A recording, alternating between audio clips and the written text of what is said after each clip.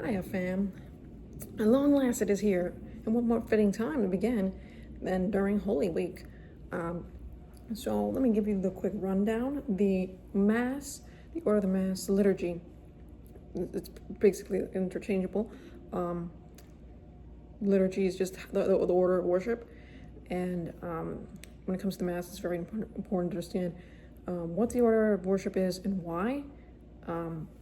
Like the who, what, where, and why of the Mass. I think as a cradle Catholic, like why we do what we do goes overhead. We kind of get the rhythm of things and kind of like, oh yeah, I recognize there's that part, this part.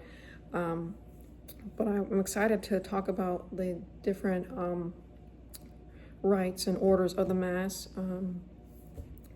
Maybe we'll get to different rites like Eastern Rite and that, but mainly just what we call the new order, Novus Ordo, just the one that most likely you're going to encounter on a Sunday. And I'll make some notes in regards to like daily Mass, and eventually discuss feast, and maybe we'll look into things like Tridentine and Eastern, Byzantine, and etc. But yeah, I think I want people to get the general idea and see like, okay, it's historical, it's scriptural, and why it is important. To who, what, where, and why. Well, we know who it is for. It is for Jesus. God said that we should keep holy His day. He's the God of, so he's number one God. So of course we're going to set that time aside, whether it be the Vigil or Sunday. We're going to take that time. What are we doing? How are we participating in the Mass?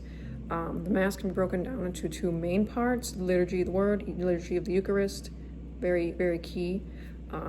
What makes a Mass is the Eucharist, and also that Mass comes from mission.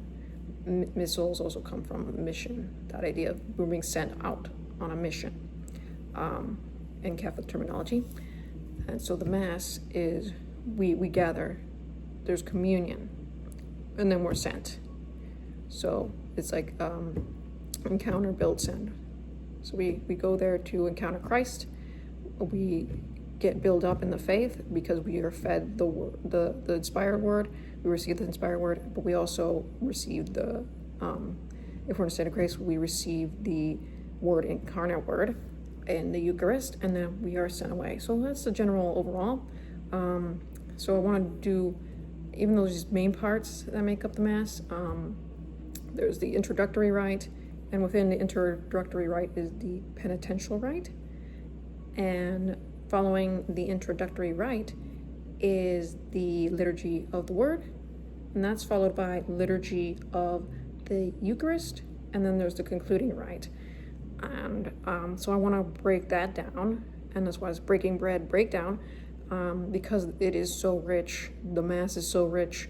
It could pass by in the course of an hour. I know, like, depending on the homily and how big the parish is, but usually it's about an hour long. Daily Mass is about half an hour long, but there's so much in that hour and a half. Again, it depends on the size of the parish, and sometimes the priest, like, if they have a long homily and whatnot.